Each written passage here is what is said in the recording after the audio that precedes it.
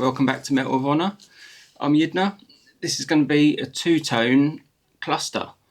This is the way I like to do them, okay? For this part, you can sort of rewind, pause it, rewatch these so you can see all like the dimensions that I've used to start with. But the main thing to note is that the top part of the cluster disc is going to be slightly thicker than the bottom bit. But it's going to be a lot to take in on this video. This is 18 karat yellow and palladium 500. So it's not the normal palladium 950 that's like the standard grey. This is palladium 500. So it's an even darker grey. So it's a lower melting point than the 950. The main thing to sort of listen out for really is like the solders that I'm using. So anyone that's watched quite a few of my videos will know that I never go below a hard solder for any sort of standard job. Even sort of doing some repairs, I generally just use hard. But this type of job is very different. If I was doing this with silver and say like 9 karat yellow, I could just use hard silver solder the whole way through, every single piece. But there's a lot more to sort of take into consideration sort of doing this one.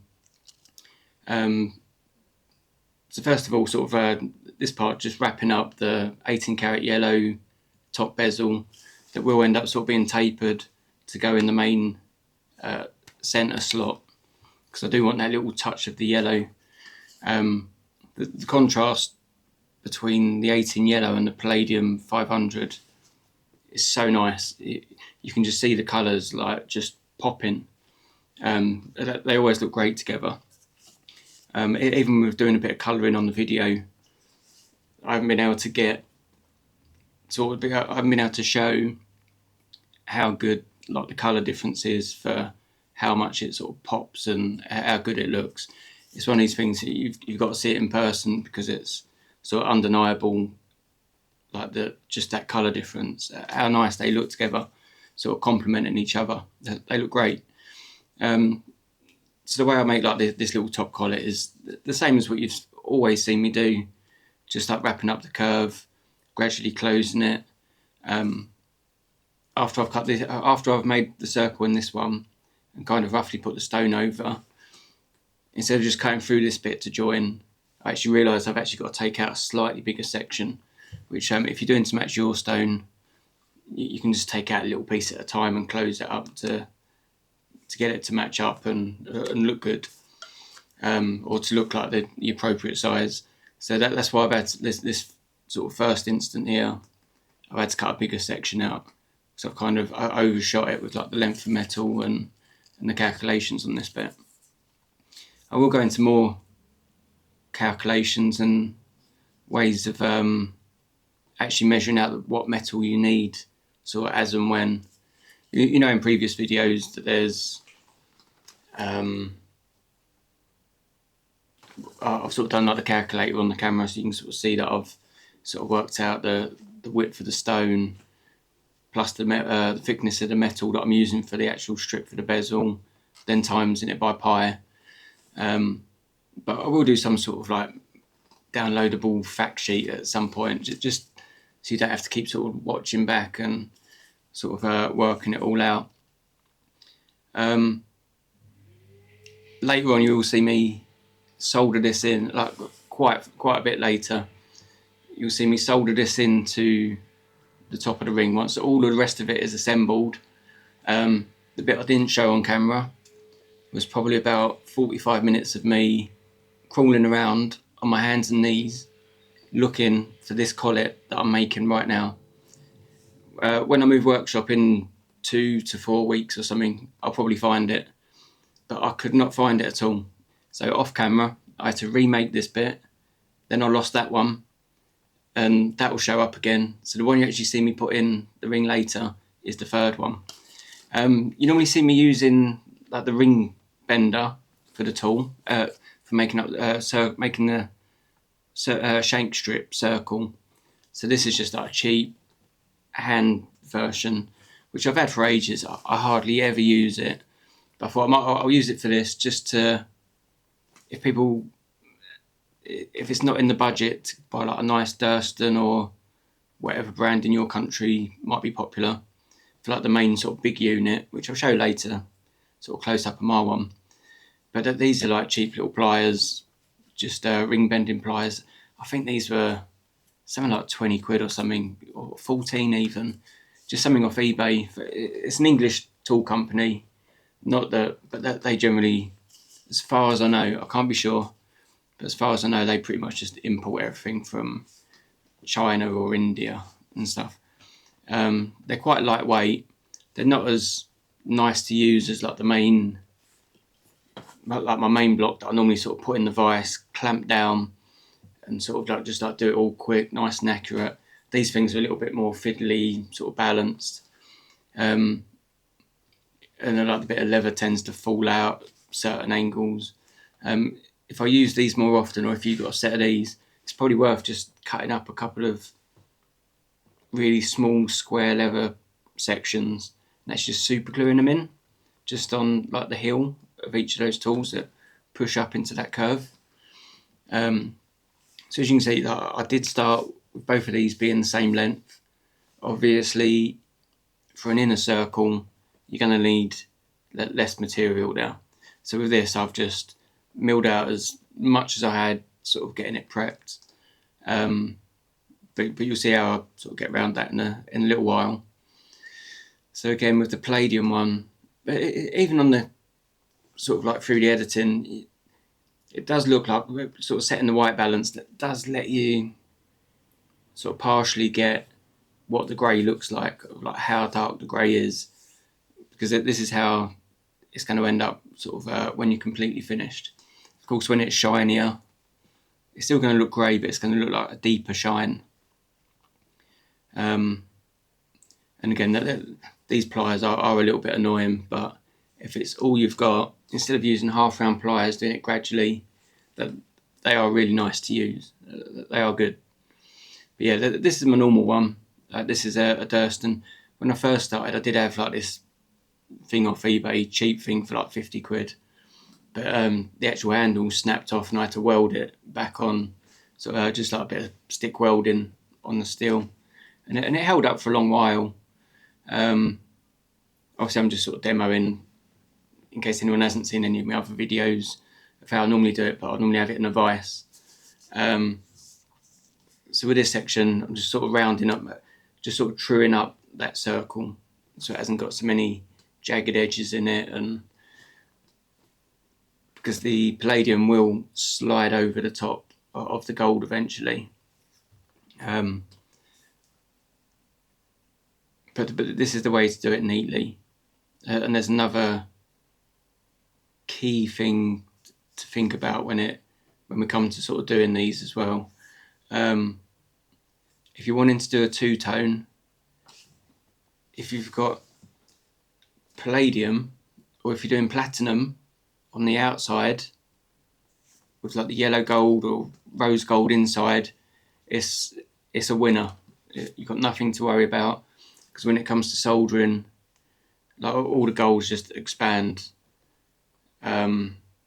With like Palladium and like platinum, like this one will open up a little bit, being Palladium. If it's platinum, it wouldn't even shift. It will just hold it in place while you're soldering the two rings together.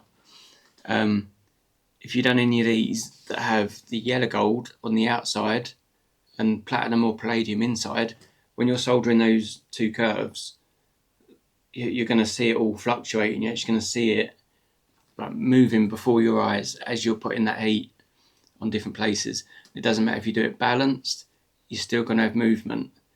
It might be a video that I'll do one day of how to do it safely, but even if you've only been making jewellery for a few years or something, it's not something that I'm going to do a video of just yet, just in case people try and copy it at all or try and do that themselves.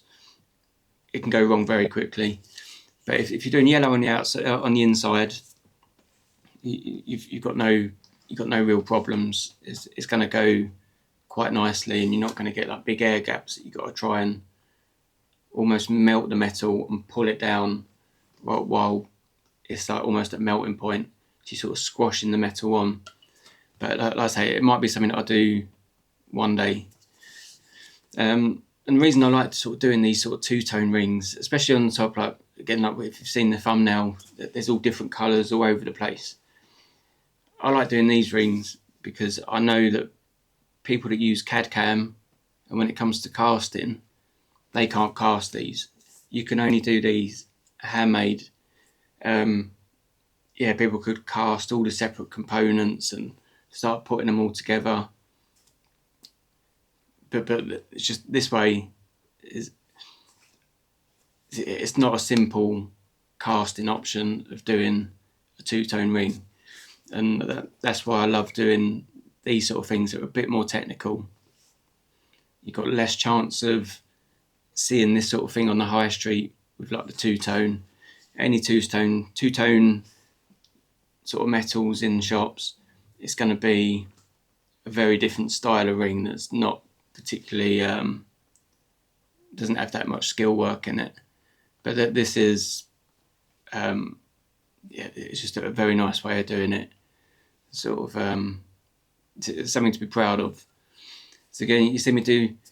So when I've done that 18 karat soldering, I've used 18 karat yellow hard because that's the only metal that's touching. The same the other footage of me soldering up the collet before, the yellow gold collet, that all went blurry, so that one's missing. But that was 18 karat yellow hard as well.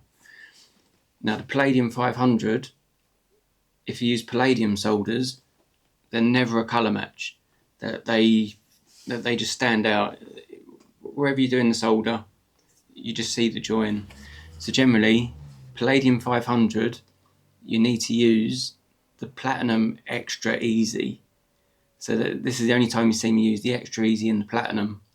If you use the medium platinum solder on this, it'll melt. The Palladium 500 will melt before the solder does.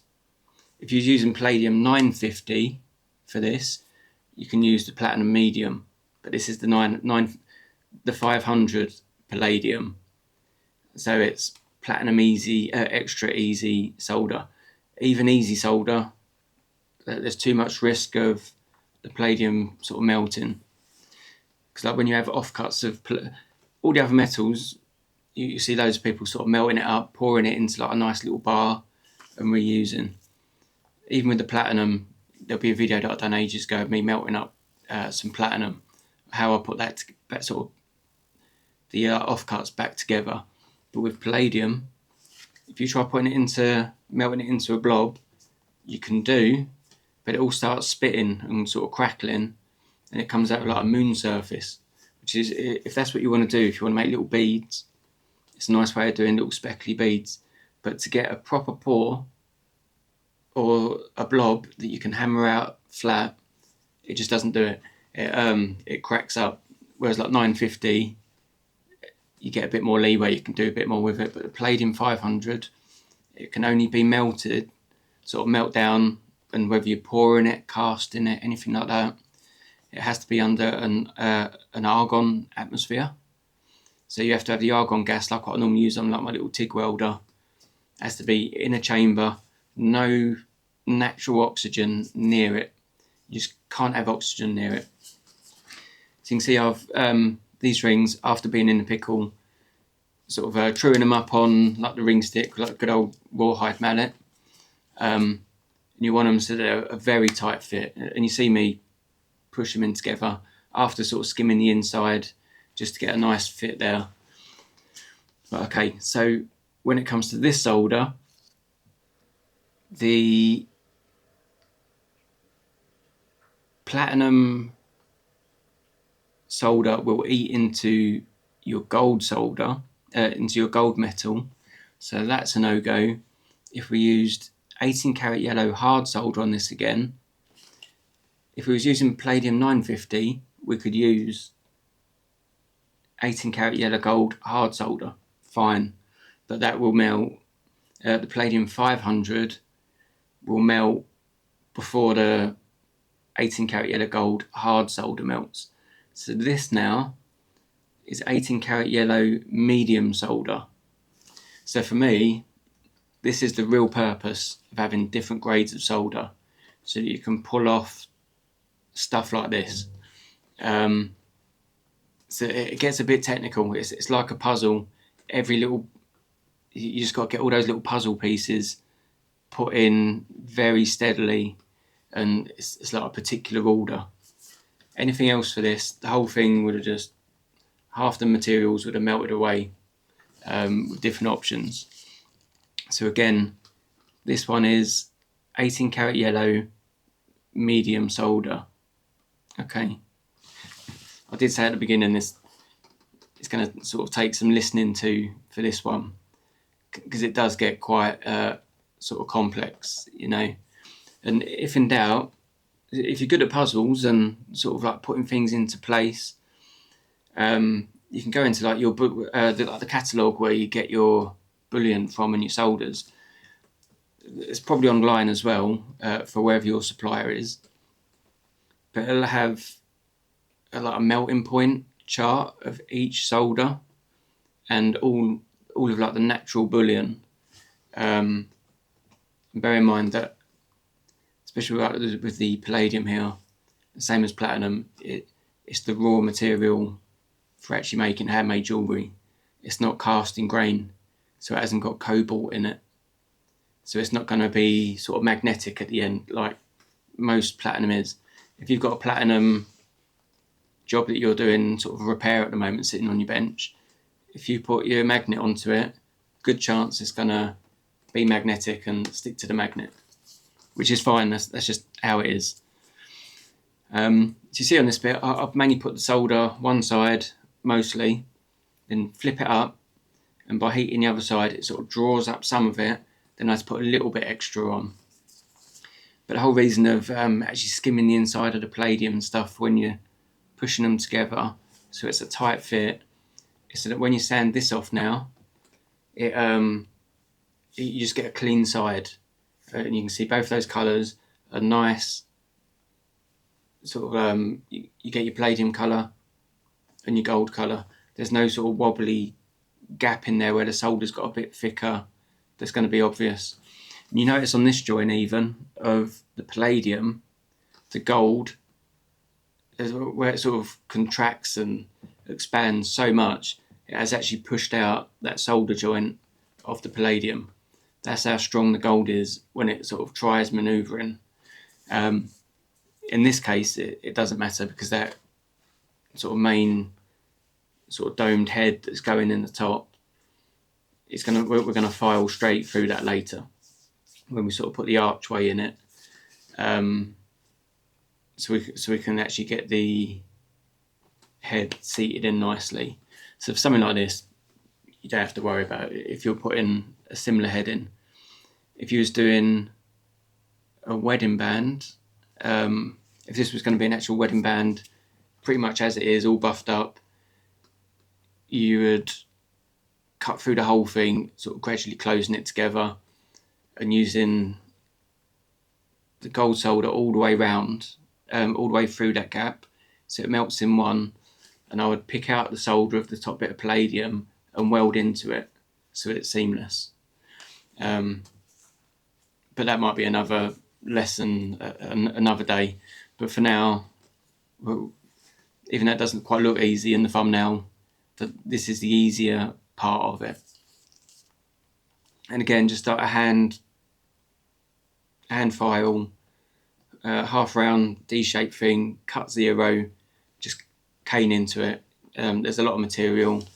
You're generally always going to have, especially when you've been through the rolling mill and it's not sort of bought in rectangle wire, it's always going to have like a funny edge to it.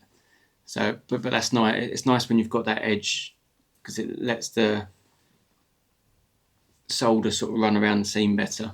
If you started off with 2 perfectly rectangle pieces of wire, it would the solder's likely sort of go over the top, go inside, on the outside, and not really run around the main seam that well. So this is, and you can see the contrast of the metal already. Even though it's on the video, of course, everyone's got like either a different phone, different tablet. If you're watching this on your TV, literally any device has got a different sort of look to it. You could look at it on you could watch it on some sort of tablet, smartphone, TV. They probably all look different colours. So there's no real perfect way of sort of doing like colour editing on these. Not that I know of. As you know, I'm still new to all the video editing and all that sort of thing. So I'm still slowly learning this myself. To be fair, I'm only just getting used to actually talking on the camera and like looking at you, you know. But for me, this was the main thing, getting these projects out so people can sort of hopefully learn from what I'm doing, which it seems like people are. But yeah, like thanks for all the comments and all like the likes and the subs again. But yeah, that was always the main thing for me. Sort of get reasonable sort of content out there. Then I gradually went up to the 4K sort of images or like video editing, and gradually just trying new things. Like I mentioned in one of the recent previous videos, when I move into my new workshop, I'm going to be set up a little bit different as well, for a few different angles. When I set up this workshop that you always see me working in, it was literally set up 5 years ago, sorry, for this workshop, as just a studio to make stuff in. At that time, there was no thought of where I'm going to sort of want to rig up lights and cameras and things like that. But whereas when I move, it's going to be set up very different to how I'd normally set up a first workshop. I imagine like my next workshop, if another jeweller came in, they think, oh, that looks a bit weird. Why has he got his bench that way and all this sort of thing? But it's mainly going to be rigged up for sort of YouTube videos just as much as my normal business.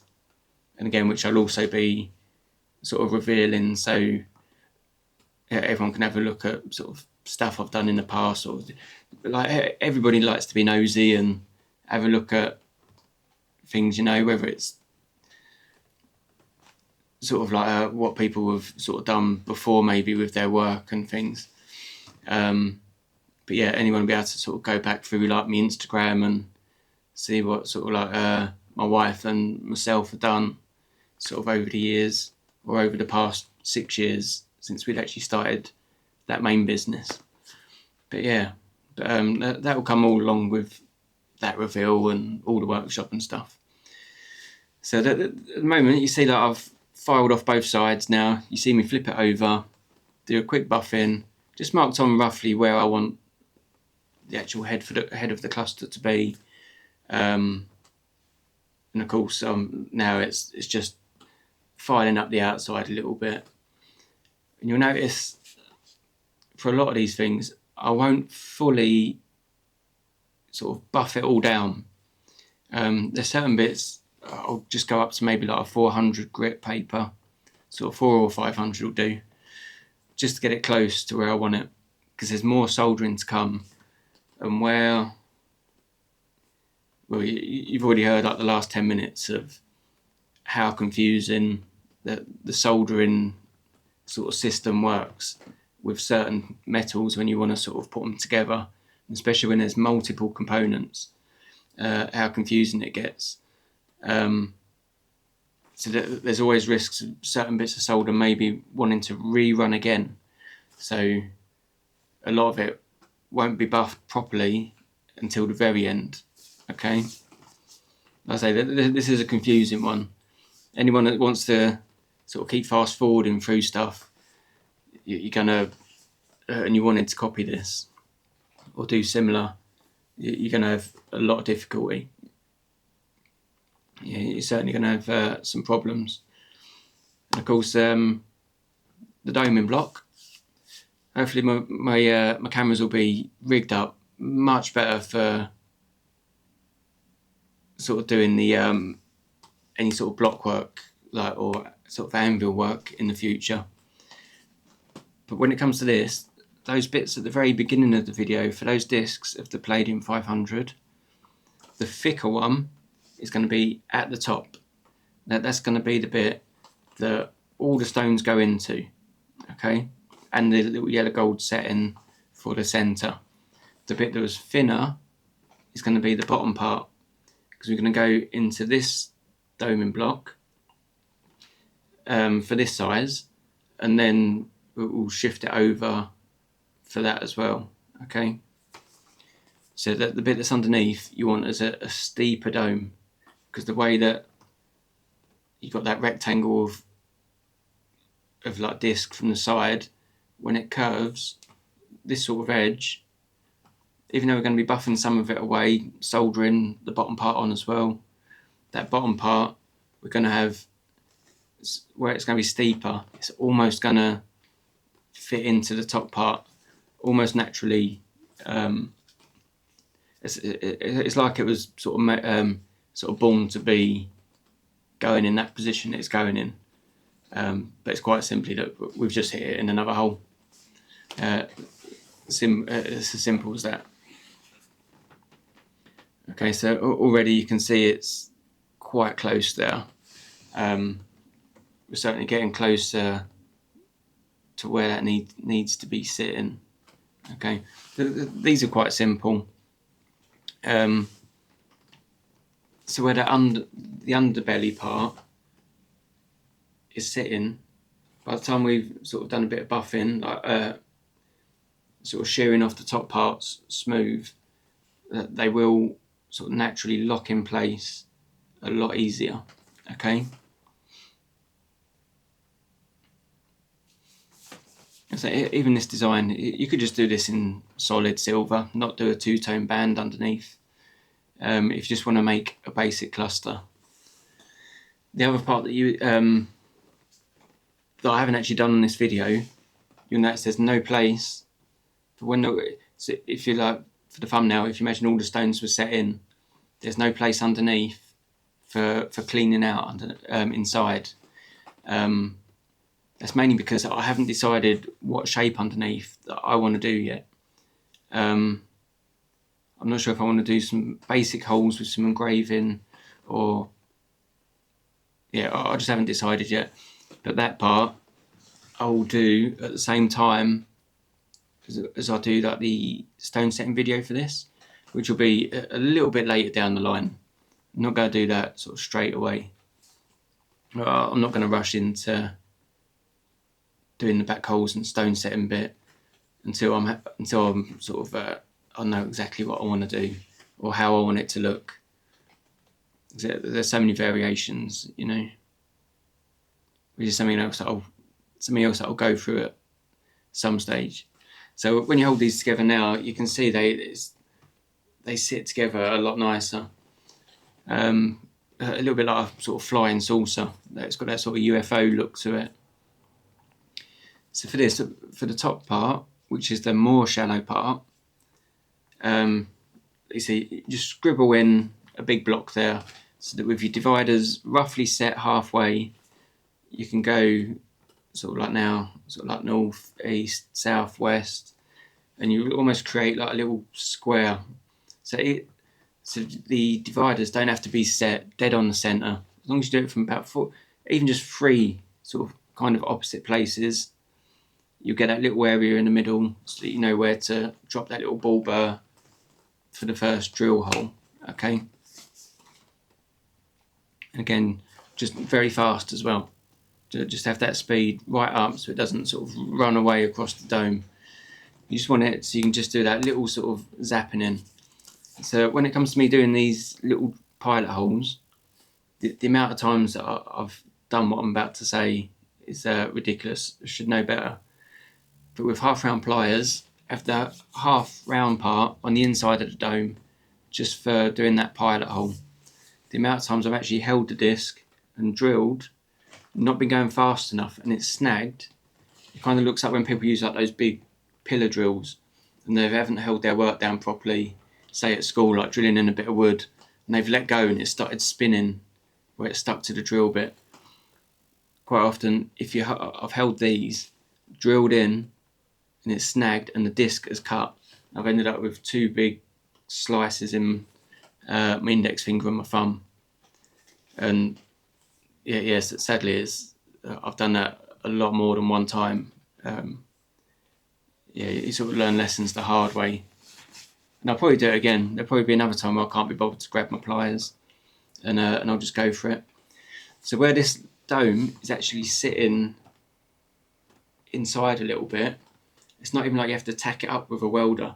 As soon as them sort of bubbles go, it kind of sits into place. Like for this one, you'll see it was just being a bit of a pain sitting straight, just for getting the soldering. So I had to just sort of knock it over so it's leaning on its edge. But because of the way it's sitting inside the other dome, it's not going to slide off, okay?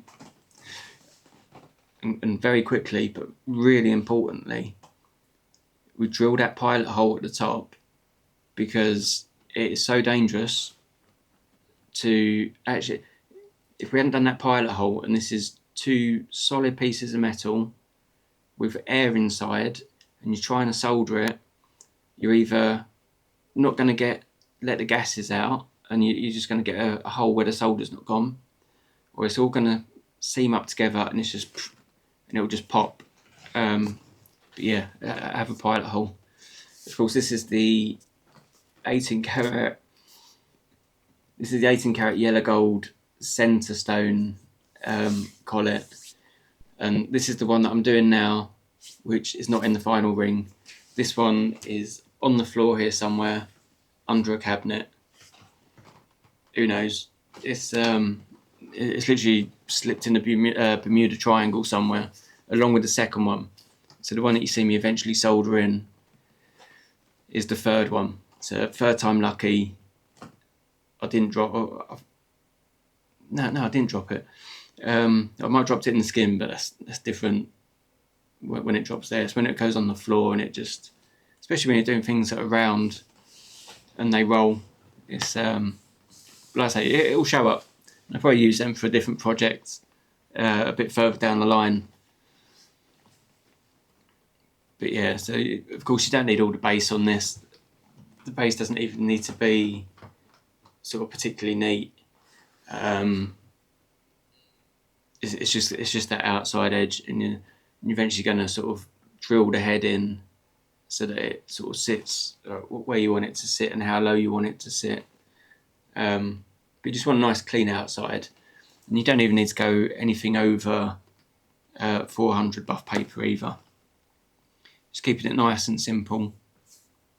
It's another thing when you're soldering gold or any of the golds or silver.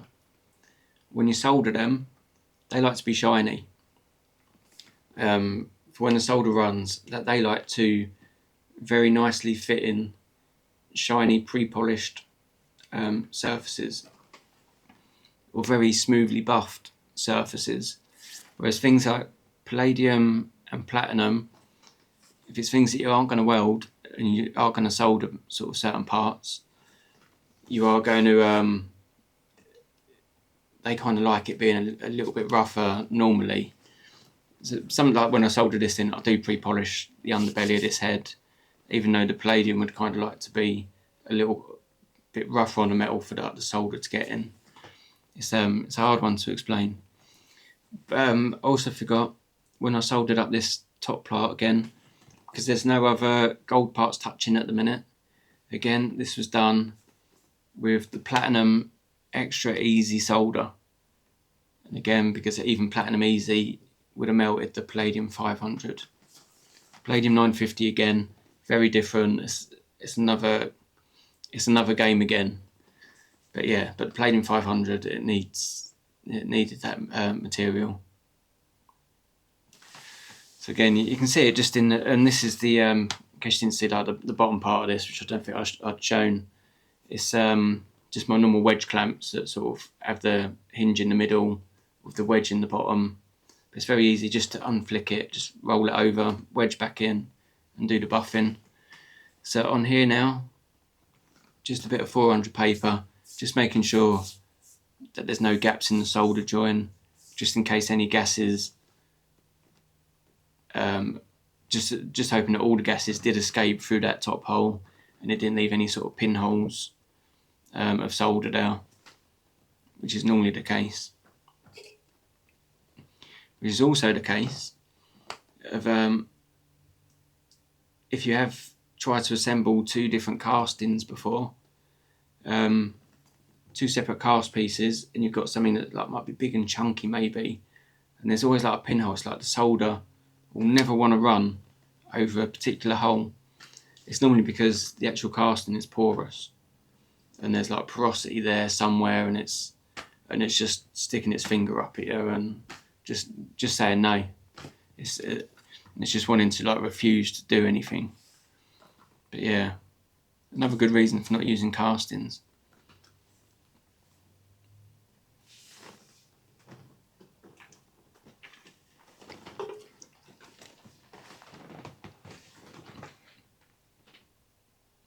Again, you just wanting to make sure that this join's all nice and it's solid and it's not going anywhere. You know, I said there was a couple of bits where it did go a bit blurry, but it was like so sort of quick in the middle of sort of going back into focus. I kind of did just leave those bits in.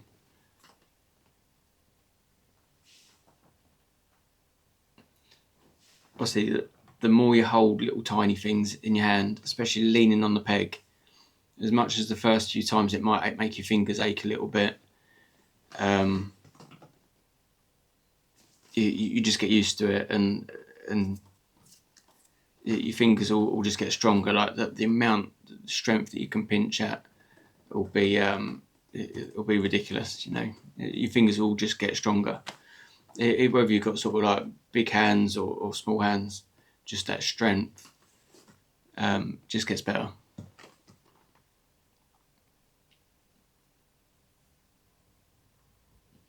And again, thanks everyone for all the comments. Yeah, it really helps. It's a bit strange the last few videos and that haven't had as many views as like previous ones, but I don't really know much about all the sort of YouTube algorithms and that really. But like I say, I'm just trying to sort of do it all organically. There's been a couple of posts that I've put on Facebook where I've sort of shared some of my videos hoping it's going to help some people. But if anyone else is part of Facebook groups or groups anywhere, if you see something that, like a video where the way they've been taught or the outcome of what they're sharing on Facebook or something doesn't quite look as good, it would be really helpful if you could sort of go on my channel, copy the link of any video or one that you think might be similar to what they've just tried doing, or just saying, oh, you should watch this guy. He's one of the only ones on YouTube that literally shows start to finish, something like that would really help me. At the moment, I've been sharing to quite a few Facebook groups that I'm part of. I'm still waiting to get banned on a few of them for spamming a little bit. So yeah, I wouldn't recommend spamming, because anyone that clicks on my profile will see that it's linked to me and it's mine. But if it's coming from someone else, it's different in the actual rules of a lot of these sort of silly Facebook groups. So again, that first file was one you've seen me use before. It's the chainsaw file. I use that one mainly to get to the depth of where I want the main collet to sit, and then I use a bit of the hand file, and eventually the spinning sandpaper, just to, along with the needle files as well, just at a normal D shape. You can see there, you just about to see the gap under there, just to start flaring at that, like the width of that groove, without going deeper, just taking off those outer shoulders, just so that my head of the ring can just sit on nicely. Understand that this bit can be a little bit frustrating, and this might be like one of the slower bits for some people. But if you use it, and this is the swage needle file now, So it's the one with a slightly shallower D shape and the thick D shape. And this is the one with the shallower part, which is just help. You can see I'm starting from like the rear left, going to the front right or the back right from where it is to you on the bench. And doing it gradually like that will open up the gap, exactly what you're after. And of course doing it from both ways as well will make sure that you're doing it nice and even. So this is probably one of the trickier parts on the video, and it's not really a big part of the video to actually show it. But this will just naturally be one of those little awkward bits where you might be tinkering around with it for a little bit longer. Okay, you can see that was pretty close to where I need to be. Yeah, like I say, it can just be a pain. It's the one bit where you've got to calm a little bit, make sure you're in the right frame of mind. But where it's sitting nice, I can just put in the sandpaper and just spin it, you know.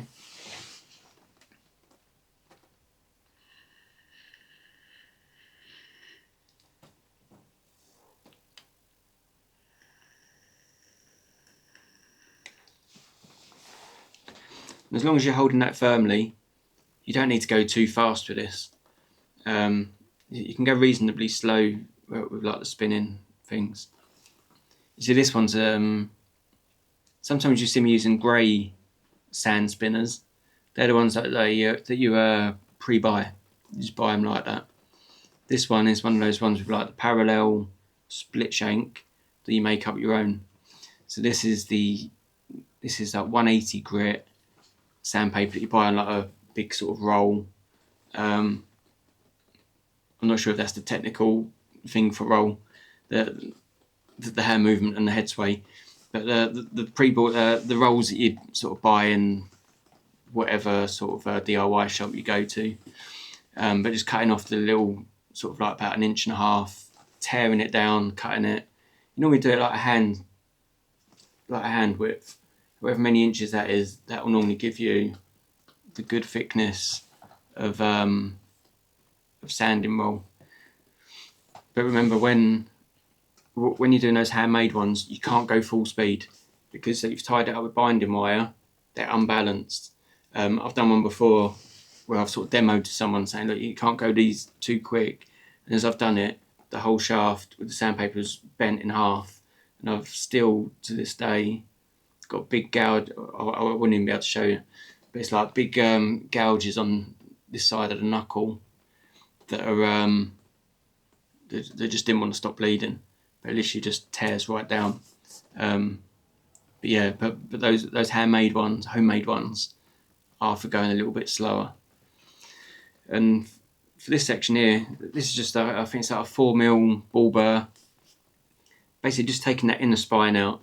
Even though you've seen that it sits quite nicely in there, you need it's just taking away that very slim, like a very slim section in the middle, a little bit deeper in the very centre, then flaring out to the actual sides. Okay, this will allow it to just sit deeper. Okay, so I've got to shuffle again. One of the things about sitting at the bench for like nearly sort of 28 years, it can like seriously hurt your back. Oh yes, I'm just pre-polishing underneath this head here. But yes, it's only been about a year that like my back has actually been sort of reasonable after finding the right physio person. But after 5 years trying to pinpoint what was wrong and stuff, and just the way I'm sitting at the bench, and so I always had a bad habit of tending to sit on one leg, and I'm sort of overcompensating to look straight, then looking down a microscope, and it just crippled my back. And I spent about 5 years literally eating like one sleeve of those blister packs of ibuprofen, literally like one of those a day I was getting through, especially like the last year when it was really hurting. just literally just having to eat them every 4 hours like sweets, you know. Yeah, it's terrible. Okay, so now we've got all of these sections together, how I've already explained for the soldering. When it comes to putting this head to the shank, for here, I did actually jump on my TIG welder and just tack 2 points in place. If you haven't got a TIG welder, you can kind of use a big ball burr, just put a little dip in your soldering block, then tweezers and just a lot of balancing. And if you haven't got a TIG welder, the same way you've been putting heads into rings already. But yeah, sometimes that could be like an extra half hour, 40 minutes, just of balancing, getting it to sit right. And then you put the flux on that bubbles and it shifts and you've got to remove it. But yeah, it just saves me a bit of time. So this is 18 karat yellow, medium solder again, that's just zapped through there. It has to be that colour. It has to be that grade, like the previous one. But where it's the same grade as the main band, the main 2 parts of the band, you can see at the moment exactly where the torch is hitting on that little bit of solder on the join. You can see that has remelted and slightly gone in a little bit. So that's going to take a bit of sanding later. So that's another reason why, especially doing 2-tone rings, you don't sand it all up and pre-polish and everything, because something will happen. Okay, when people clean up or put in acid pickle after every single time, that's when rings gradually get thinner and thinner, because you're just buffing it up too much. You're taking too much of the metal away. You just want to keep as much of it there as possible until you're ready to start doing all those little details and getting things right once all the soldering is done, after you're not doing any more soldering. Yeah, so that's why you never take it the whole way. That's what certain bits just don't pre-polish. It's just a waste of your time completely. And of course, by the time you get to this point, that initial centre hole, even though it's as close as possible for where we need it,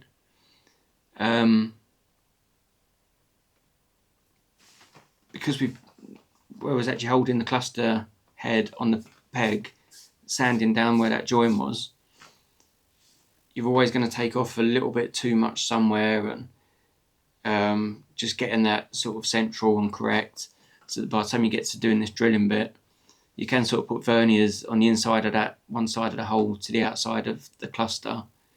Like so for here, you can see me sort of pulling it over a little bit further, because you need to re-centralise exactly where your centre hole is.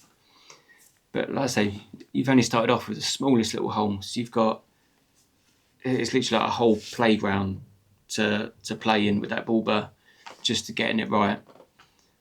Of course, you don't want to go straight in with like the big one and it just be absolutely pissed or completely off to one side, because there's not much you can do with that. You kind of screwed after that happens. Yeah, so you just take it easy.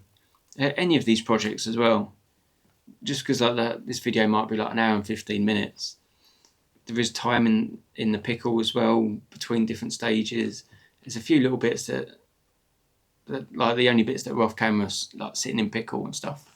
And like I say, about 45 minutes of me crawling around the floor trying to look for parts that I couldn't find, that I had to remake. You can never be exactly sure or rely on certain things. But yeah, but all these projects, just take your time, especially if you're just starting out, or whether you're a beginner or improver. If you've been doing it for any length of time already, any other jeweler that's actually watching this, please do comment and give the exact percentage of time you actually think you spend on your hands and knees instead of at the bench, because I'm pretty much dropping a few things every week, and like with this project, you don't always find it, and sometimes it is easier just to make that component again, just do it again. Of course, it's a pain if it's a stone. Obviously, you can just use another one for now. But the main time when you just can't give up is if it's like a sentimental stone that's owned by the client, and you know, like yourself, there's no way you can settle until you find it. But quite often you find things like that for some reason. Yeah, so there's the collet. You can see it's not quite there, not 100%.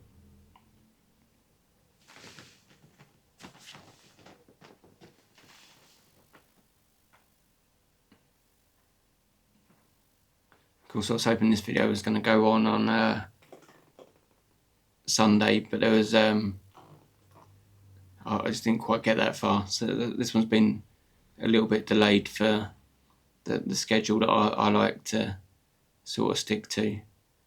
So again, with the collet, you're trying to sort of put it down.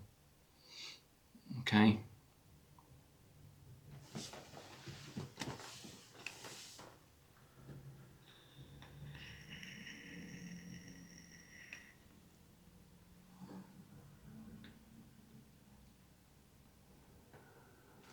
Of course, and today's been a long day already, hence the nicotine. A good thing about having your own workshop as well, you can just vape and that in there. When I first started working in London, it was long before the public smoking ban. So when I first sort of become a jeweller, and obviously things like college was different, you couldn't smoke on site there. But when it first comes to sort of starting working up central London, like literally you had all your needle files, you had your hammers, you had like your pile of diamonds, your metal and stuff. But the most important thing there was like your ashtray with all like your fag butts and stuff in there, or whatever you're smoking. But whatever you're smoking there could that was just on the bench. You know, it's obviously it's changed a lot now.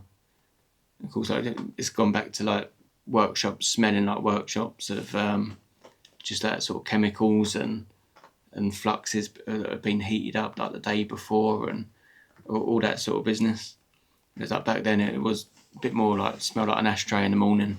So not the nicest smell. Right, so it's at this point, this yellow collet that you can see in the middle is not the same yellow collet that was in that last little scene. That was kind of when things went a little bit tits up, and I'd lost it. So this one's different, but we'll just pretend I never said anything about that, and we'll just forget that I dropped it and lost it twice. Okay, and because of, obviously, it's going to bubble up a little bit, but as soon as you sort of rewarm it, as long as you've got like the tungsten solder probe, you can just give it a little, just warm it up a little bit more so it goes like liquid, the flux, rather than like the glass, like when it goes cold, and it just falls into place. You just let gravity, just let it seat down nicely. There's no need for like sort of doing any sort of TIG welding or any sort of tacking or anything like that on it. You just go full in. And again, now, see, it did jump up a bit there, but by the time you do your solder, it will fall down. And that again, that is going to be the last soldering, I promise. But that was the 18 karat yellow medium solder again. So even though I'd normally stick to hard, I'm always staying at the highest possible melting point of the solder. So there was no going down to easy just because the head is soldered onto the shank in a medium. I've stuck with it. And how I'm doing here, if you don't want to sort of pickle it and stuff and to see if you've done the solder line, while it's hot, you can use that little pin end and just sort of scrape it around, and it'll sort of like pull the flux out of the way, and you'll be able to see if it's got like a continuous line of solder. So, and again, quite a few people would have just pickled that, kept it in there for 5 minutes, or warmed up their pickle, then put it in for another 5 minutes, and then decided, oh, I need to put some more solder on. But yeah, it's just cutting out all these little things, that are just so unnecessary. And again, the more you do it, the more you realise. And again, it's something that I've never seen anybody do, or even help people out on these videos, suggesting or sort of saying, well, why are you putting that in the acid so much? Well, why are you doing this and why are you doing that? It just seems a waste of time. So again, you can see I've literally just eyeballed these little black marks on there, just for the main 4 stones. Of course, you can't really see it from the angle, but when you're looking at it central, you can really sort of see that looks right. And you see me get the verniers, just put it a rough width, and you can sort of spin it and just see roughly where it is. But even with these, after doing the first 4, all of it's easy to, before you go up to like the next size ball burr, you can sort of drag it over. And as long as whenever you're dragging it, the way you're dragging it is the way closest to you that you want to bring that hole, because you're going to pull it towards you. Okay.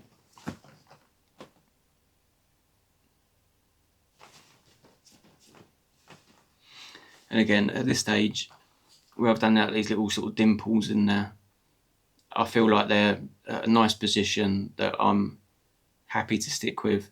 You notice on some of these bits as well, I'll do a small little black dot for wherever I want to sort of do the stone. And afterwards I can maybe either like spin it, see if it's sort of got an even sort of timing, same as if you're doing like a timing belt on a car, and you put like a little bit of Tipex on and you have like the strobe light, and you can sort of check your timing for like adjusting your carburetors and stuff. It's a little bit like that. You can literally just spin it and you can see that sort of spacing. But for me, like this, I'm happy that they look reasonable, and I just jump straight in and sort of just cracking on, just doing them. So that, not this one, but the second to last one I've done there, it was almost like that was to the right a little bit. And that is not down to me sort of not going right on the dot, it's literally just rushing that through maybe a little bit quick, that one. But again, even at this stage, you can do that dimple and drag them all over, sort of left or right a little bit. But yeah, you're never going to open up a gap. Like none of these little dimples I wanted to move closer to the collet, centre collet, or I would have done like the opposite side and pulled it towards the collet. Okay. So all of these was either pulling down to the right a little bit, or pulling down towards me that way, or dragging backwards. So once I've done this bit, it's just in with the twist drill. I don't use beeswax for the twist drills. Now and again on the burrs, if I'm doing a lot of setting in one go, I use sort of natural beeswax. But the oil I use for these, it isn't a 3-in-1 cutting oil, or any other type of engine oil or any sort of natural oil like that. It's like the wintergreen, I think it's called. I'll try and look it up, and I'll try and remember exactly what oil it is I use. But it's the same oil that I use when I do the bright cut on any of, well, unless it's an opal, any sort of bright cutting on the inside of bezels. It's always like the wintergreen stuff. It's the oil that you can buy it on Amazon. It's someone might be able to mention it in the comments. I can't remember what it's called, but it's the one that smells exactly like deep heat. You know, the stuff that you put on your skin for like if you sprained your ankle or something, or you've got or you feel like you pulled a muscle or something. I don't know what everyone calls it in different countries. It's probably like an American brand thing anyway, I'd imagine. But yeah, it's the thing that's called deep heat. Whatever that main ingredient is that makes it smell how it does, that is the stuff. And it's just this natural oil. And quite often the reason you buy it on Amazon is it'll be underneath like sort of people that are making their own like scented stuff, whether it's like massage oils or like incense sticks or like those wax melt things. So whoever does all that sort of arts and crafts stuff, it's all aimed at like those sort of people. But that's like the section that you always get it in.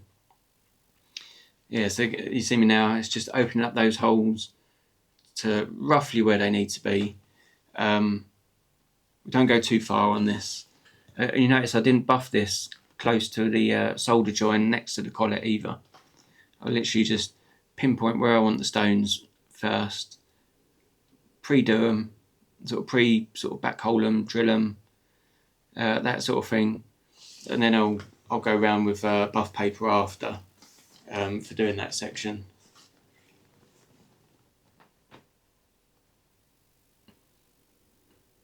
Yeah, you'd have to put in the comments what you've all been up to.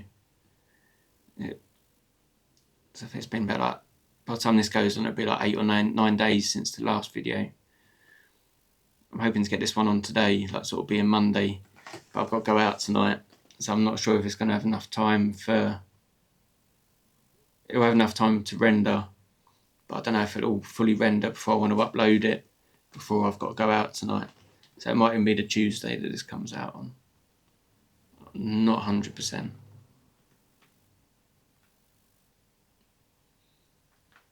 But I'm not sure if the next video is going to be a simple 4-claw wire collet that will end up going into a ring as well, sort of project, like a 2-parter, or if it's going to be an engraving video. I'm not sure which one it's going to be. Initially I wanted to do the engraving video for this week as well, but things haven't quite worked out like that. They haven't gone quite to plan. Okay, and you can see you see like most of the buff sticks I use, when a buff stick goes sort of like fully worn, like a pre-purchased one, and I use them for making up my own. But you see like my normal buff sticks, I score them so they're quite square and crisp. Whereas for things like this, I quite like the fresh buff sticks that you buy that are completely flat. I do have bits of wood and sort of that emery paper that is actually like sticky backed that you could put on so it stays flat. It's just the time making them up. But when you can actually buy the buff stick for 50p, the time it takes to cut up strips and all that, for me it's just not worth the time. I've got too many things to be doing, you know. It's just yeah, it literally comes down to time. And so for this part here, I say all this stage we're just getting ready for the next video for where I want to set the stone. It's just the only reason I'm sort of doing these bits is literally just to get things sort of started off, and it's almost like you're sort of just prepping it all the little bits in place, so you can literally just hit that sort of last final straight of the marathon. You know, it's just that lead up. It's just that, you know, everything's going to come into place all at the same time, and it's going to look lovely at the end. Again, here, just a safety back, and I'm only sort of keeping my left thumb from like a triangle needle file now as well, which I just found easy. Just get a little bit of a curve on, it's a little bit narrower. And again, the thumb is just stopping me from going into the circular section, like the outer section that I've just drilled out. I want to keep that all nice and neat at this stage. And the main reason I'm not doing the setting straight after this one is because, unlike other sort of bits that I've set, I don't think I've done any videos with grain setting on yet. But a lot of grain setting, when it comes to cutting boxes or circles, any type of curve or shape, a lot of it comes down to actually engraving. So the main reason why like for me myself, I can do quite a bit of engraving, even if it's sort of like the deep seal engraving like you get on signet rings for like the wax seal on like letters, like the real old English style. Even for doing those, all of my background of like training in the engraving for me is self-taught, but I've only been able to do it self-taught because I've been stone setting for, I've been doing this 28 years, but I probably started stone setting about 5 years in.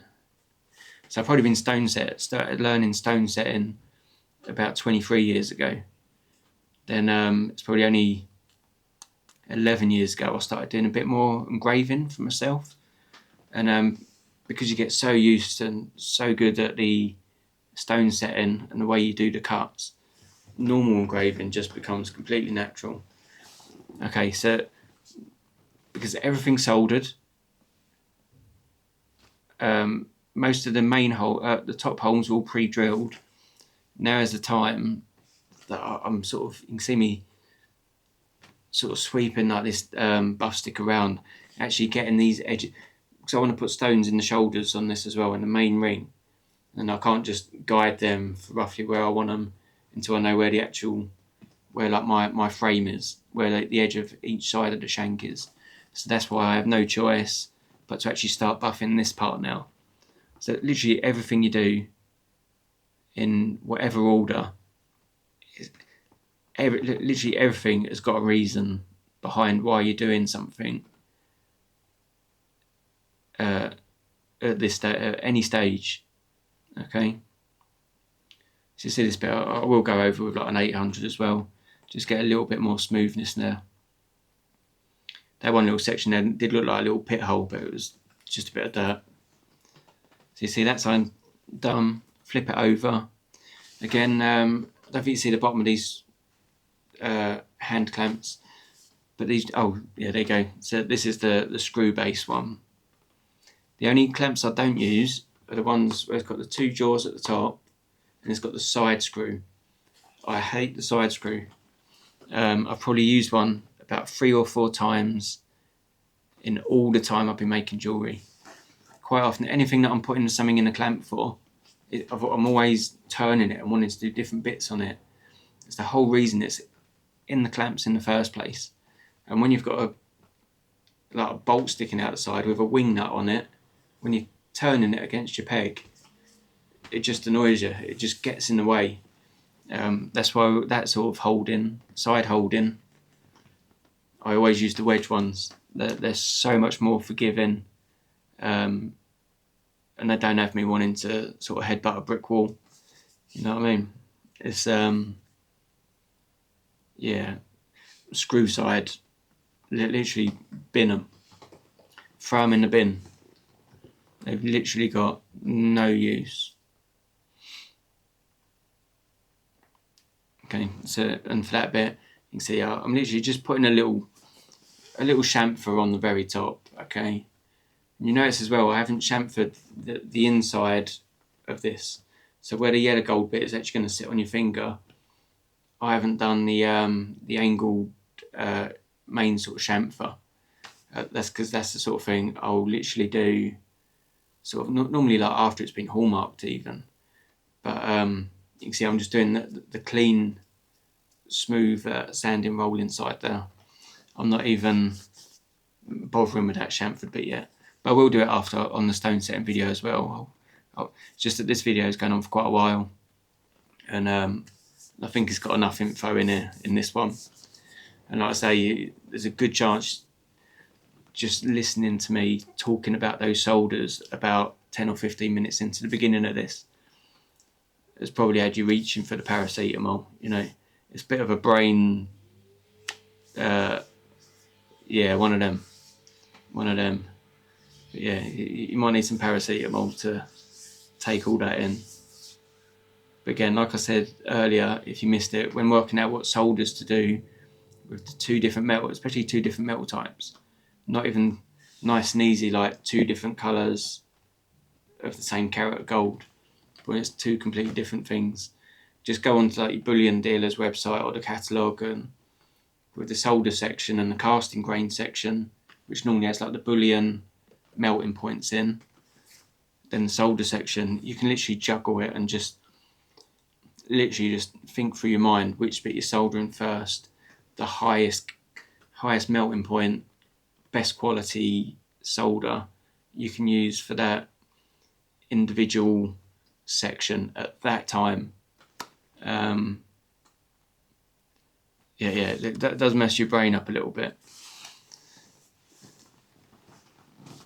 but it's another reason why it puts people off of doing two-tone rings, and it can make your own particular style, your work, look a lot more unique with certain things. You know, it's nice to be able to do this. And I say, if you've literally listened to everything I've said through here, and you don't rush it yourself, you'll very quickly learn to achieve something that such a high percentage of jewellers that have been doing it for a while haven't even done, and just don't do it. They just avoid it, which is mainly just due to so much CAD/CAM work sort of being around for the last sort of 15-20 years, you know. Again, certain sections here as well, like the shot did go a bit blurry, but it kind of went into focus so quickly, I did just leave it in. Well, we're closely coming up to the end of the video, but you will see.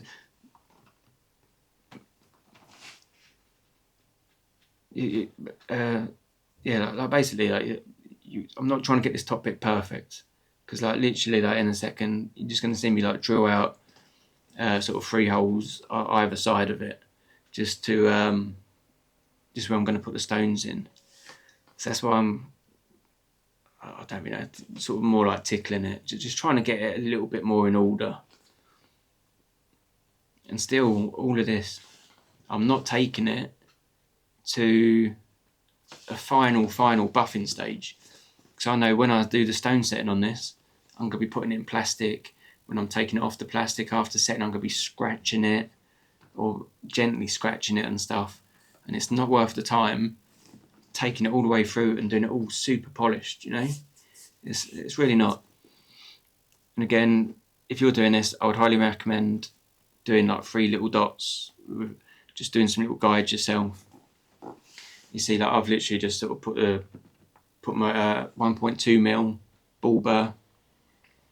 So there's going to be just like some 1.2mm diamonds going in the edges of these, and I'm kind of lining it up. Then even for this side, I'm making a memory, using like the memory of how far I was away from the head on the other side, and I'm literally just plunging this ball burr in halfway, and especially being, see like the little yellow band on the ball burr, it's the tungsten or like the carbide ball burrs from Bush, which are my favourite, and they're just nice, sharp, but work them at high speed. Working them faster, you'll get a nicer cut. You can see that, and for me that bit's just experience, just from I can literally just punch it in, going around, you know. And just like a little 0.6 high speed twist drill, just going in all the pieces into all like the little sort of dimples. Then I'll flare it open again.